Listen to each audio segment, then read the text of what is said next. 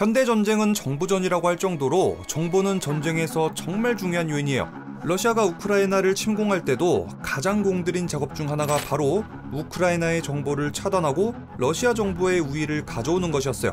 침공 직후 러시아는 우크라이나 정부의 시스템을 파괴하는 와이퍼웨어, 웹사이트 접속을 막는 디도스 공격, 그리고 물리적으로는 통신시설에 대한 미사일 포격까지 이루어졌습니다. 자, 이렇게 러시아의 통신 공격 때문에 우크라이나는 통신망 단절 위기를 마주했습니다. 인터넷 서비스 중단, 폐쇄 상황을 추적하는 넷플락스의 발표 자료에 따르면 우크라이나의 전체 네트워크 연결이 러시아 침공 직후 약 20% 감소한 것으로 나타났습니다. 우크라이나의 통신 인프라가 파괴되면서 군이나 민간 할 것 없이 통신에 어려움을 겪게 된 거죠. 이러한 상황 때문에 미하일로 페도로프 우크라이나 정보통신부 장관은 2월 26일 트위터에 이런 글을 남겼습니다. 우크라이나에 스타링크 서비스 좀 제공해주세요. 그런데 놀랍게도 단 10시간 만에 일론 머스크의 답글이 달렸습니다. 오케이, 좋아. 야, 내가 도와줄게. 혹시라도 스타링크가 뭔지 잘 모르는 분들한테 아주 짧게 설명해 드리자면, 스타링크는 지구 어디서든 인터넷을 하게 만들어주는 스페이스X의 위성 인터넷 통신 시스템이에요. 이게 원리가 뭐냐면은 스페이스X의 로켓에다가 인터넷 통신 위성을 쫙 실어가지고 이 로켓을 우주로 쏴요. 그 다음 로켓이 적정 궤도에 올라가면 우주에서 이 위성을 쫙 뿌리는 거야. 그러면 지구에서는 수신기 하나만 가지고 있으면은 저 우주에 떠있는 스타링크에 연결해가지고 인터넷을 할 수 있는 거죠. 일론 머스크는 최종적으로 42,000개 되는 인터넷 위성을 뿌려가지고 지구를 덮겠다는 계획이에요. 그 말은 뭐다? 사람들이 지구 어디에 있든지 간에 인터넷을 사용할 수 있게 만들겠다는 얘기죠. 열대 우림, 초원, 바다 한가운데서도 인터넷이 될 거고요. 산 꼭대기, 비행기 안에서, 선박 등등 장소에도 제약받지 않을 거예요. 자, 만약에 이게 이뤄진다면은 전 지구인들한테 인터넷을 공급하는 거고 정보를 공급하는 거죠. 오지에서 조난당할 리도 없고요. 인터넷 보급이 어려운 후진국도 이제 인터넷을 쉽게 접할 수 있을 거예요. 또 전쟁이 일어난다고 해도 위성을 부수기는 쉽지 않으니까 인터넷 접속은 그대로 유지될 테고요. 이 스타링크에 대한 더 자세한 정보는 제가 예전에 올렸던 영상을 참고하시기 바라겠습니다. 자, 이제 스타링크가 뭔지는 아시겠죠? 이거를 우크라이나에 지원한다는 건 무슨 얘기겠어요? 우크라이나를 지지한다, 우크라이나의 전쟁을 지원하겠다 라는 거나 마찬가지죠. 일론 머스크는 신규 위성 발사까지 미루면서 스타링크 장비를 우크라이나 측에 2월 28일 그리고 3월 10일에 지원했습니다. 그리고 일론 머스크는 더 많은 지원을 아끼지 않겠다고도 약속했죠. 정말 대인배다운 일론 머스크의 결정이죠. 우크라이나 입장에선 통신 다 끊긴 상황에서 가뭄에 담비고요. 자, 그런데 사실 일론 머스크나 스페이스X 입장에서는 상당한 이득이에요. 불의에 빠진 국가를 구원하기 위해서 나선다는 기업의 아주 긍정적인 이미지도 챙길 수 있고, 스타링크 서비스를 전 세계에다가 제대로 홍보하는 기회도 될 거예요. 이미지도 좋아져, 홍보도 해. 경제적인 이득이 엄청나겠죠. 자, 이렇게 우크라이나에 대한 스타링크 지원은 한 기업의 전략적인 계산에 따라서도 탁월한 선택이에요. 자, 어쨌든 일론 머스크의 스타링크 지원은 우크라이나의 상황을 조금 더 나아지게 만들었습니다. 그 첫 번째는 민간인들에 대한 통신망 제공입니다. 자, 평상시에도 시민들에게 인터넷은 굉장히 중요하죠. 아니, 왜 우리나라에서도 카톡 10분만 마비돼도 난리 나잖아요. 가족이나 친구, 연인들끼리도 연락이 안 되고 비즈니스도 안 되고 약속도 못 잡아. 정말 불편하잖아요. 그런데 전쟁 중인 나라에서 인터넷이 안 되면 얼마나 답답하겠어요. 난리통에 가족들이랑 헤어지고 전쟁 상황에 대한 정보를 이제 민간인들이 모르고 있으면은 어떻게 대처할 수도 없어요. 정보 전달이 안 되면은 국가 자체가 아예 패닉 상태에 접어들겠죠. 또 군인들 사기도 떨어질 거예요. 전방에서 전쟁 중인데 가족의 생사도 알 수 없고 온 가족이 뿔뿔이 흩어졌다면은 군인들이 전쟁에 어떻게 집중하겠어요. 또 올바른 정보가 제대로 퍼지지 않으면은 유언비어가 전국적으로 돌면서 민심이 더 흉흉해질 수도 있어요. 아마 러시아가 초반에 이 통신망을 마비시킨 것은 이런 상황을 기대했기 때문일 겁니다. 하지만 스타링크 서비스가 제공되면서 난리통에 헤어진 가족들 간의 연락도 가능해지고 부상자를 찾는 것도 쉬워지고 전쟁 진행 상황을 실시간으로 국민들과 공유하면서 올바른 정보를 알리는 것이 가능해졌습니다. 또 이건 정말 중요한 건데요. 러시아의 전쟁 범죄 행위가 인터넷을 통해 널리 퍼지면서 전쟁의 비극과 참상에 대해서도 알릴 수 있게 됐죠. 만약에 스타링크가 없었다? 그러면은 러시아의 전쟁 범죄에 대한 증거를 남기거나 알릴 수도 없었을 거예요. 이렇게 인터넷 통신이 유지가 잘 된 덕분에 러시아는 여론전에서 지금 힘을 아예 못 쓰고 있죠.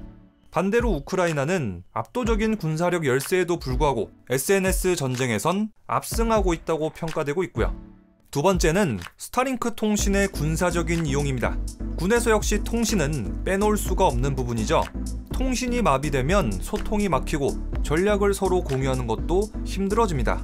영화 1917에선 독일군이 영국군 통신을 다 끊어버리면서 부대 간의 소통이 마비됐는데, 이때 아군 부대의 전략을 통보하기 위해서 2명의 전령을 보냅니다. 만약에 이 전령이 메시지 전달에 실패한다? 그러면은 몇천 명의 군사들이 몰살 위기에 처해요. 이런 게 그냥 영화 속의 일이 아니라는 거죠. 하지만 스타링크 덕분에 우크라이나군은 이런 최악의 상황은 만회하게 됐습니다. 뿐만 아니라 우크라이나는 스타링크에서 제공하는 인터넷 통신을 군사적으로 아주 유용하게 사용하고 있죠. 영국 과학 매체 뉴 사이언티스트에 따르면 IT 분야의 대학 교수, 학생, 민간인으로 구성된 아에로 로즈비드카라는 단체가 있습니다. 이 단체는 2014년 친러 반군 그리고 우크라이나 정부군 사이에서 돈바스 전쟁이 일어났을 때 기술력이 부족한 우크라이나 군에 여러 도움을 줬습니다. 이번 전쟁에서 아에로 로즈비드카는 스타링크가 제공하는 통신망에 접속해서 개전 초기부터 러시아 탱크와 지휘 차량, 전자장비를 탑재한 차량의 위치 등을 찾아내면서 우크라이나 군을 아주 든든하게 보조하고 있다고 합니다. 한마디로 매패켜줬다는 얘기죠. 그 다음은 드론 부대입니다. 우크라이나의 드론 부대도 스타링크를 활용합니다. 야간에 드론을 운영할 때는 포수가 직접 목표를 조준해야 되는데 바로 이때 스타링크가 쓰인다고 해요. 또 감시용 드론으로 러시아군의 동태를 감시하고 공격용 드론을 조종해서 러시아군, 장갑차, 트럭 등을 공격한다고 하죠. 무인 항공기를 이용한 정밀한 대지 폭격 연계로 대전차 무기에 대한 정확도도 높이고 있고요. 자, 지금까지 말씀드린 이런 사례들은 우크라이나가 스타링크를 활용하는 사례 중에 몇 가지에 불과해요. 실제로는 그 활용 범위가 엄청나게 많겠죠. 자, 이렇게 일론 머스크의 스타링크 지원 덕분에 우크라이나 민간, 군, 그리고 정부까지 통신을 적극 활용 중이에요. 그런데 이런 상황이 진짜 안 입고 올 나라가 어디겠어요? 당연히 러시아겠죠? 러시아 입장에서는 이런 스타링크의 존재 자체가 완전히 눈에 까실 거예요. 그래서 러시아 측은 이제 계속해서 불쾌함을 표현하고 있었는데, 일론 머스크가 또 누구예요? 어그로의 제왕이잖아요. 아이고 푸틴 형님 1대1 뜨실? 응, 애송이랑은 안 싸워. 쫄? 쫄? 이러면서 이제 계속 두 사람이 SNS로 신경전을 이어갔죠. 자, 이러던 와중에 영국 일간 데일리 익스프레스 그리고 인도뉴스 채널 리퍼블릭 TV에서도 이런 보도가 하나 나왔습니다. 얼마 전에 러시아 함대 순양함 모스크바호가 우크라이나의 지대함 미사일 2발을 맞고 심각한 타격을 입고 기지로 예인하던 도중 화재로 침몰하는 일이 발생했다. 러시아는 우크라이나가 이런 공격이 가능했던 이유로 스타링크를 지목했다. 이에 대한 보복으로 푸틴은 스타링크 파괴 명령을 내렸고, 이 사태는 우주전쟁을 유발하게 될 것이다. 일론 머스크의 스타링크 때문에 제대로 빡친 푸틴이 위성 파괴 명령을 내렸다는 거죠. 러시아 입장에서 스타링크는 그야말로 골칫거리예요. 자꾸 우크라이나에 정보망을 제공해 주니까요. 그렇다고 그냥 무작정 부수자니 이제 또 미국 기업의 소유물이다 보니까 잘못 건드리면 미국도 가만히 안 있겠죠. 바로 군사충돌 일어날 수도 있어요. 그래가지고 이거 와 뭐야 이거 진짠가? 전쟁 더 확전되는 건가? 게다가 우주전쟁이라고? 싶었는데 다행스럽게도 이 보도는 허위 정보에 기반한 루머라고 합니다. 그런데 저는 갑자기 이 기사를 보고 궁금해졌어요. 우주에 떠있는 위성을 정말로 요격할 수 있을까? 미국과 러시아의 냉전 시기, 이때 양국은 우주 경쟁도 아주 치열했죠. 두 나라는 냉전 시기 때 인공위성들을 엄청나게 쏘아 올렸는데, 이 시기에 양국과는 상대방의 군사이동을 감시하는 첩보 위성, 군사 목적의 위성도 엄청나게 쏘아 올렸어요.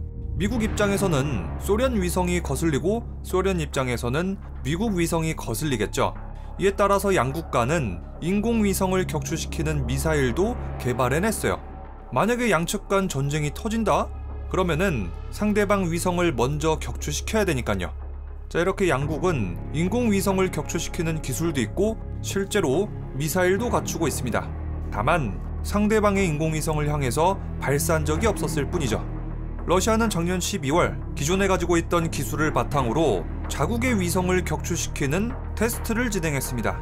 그 대상은 바로 고도 485km에 있는 러시아 첩보 위성 코스모스 1408. 사실 이 위성은 이미 퇴역한 지 몇 년이 지난 채 지구를 돌고 있었다고 해요.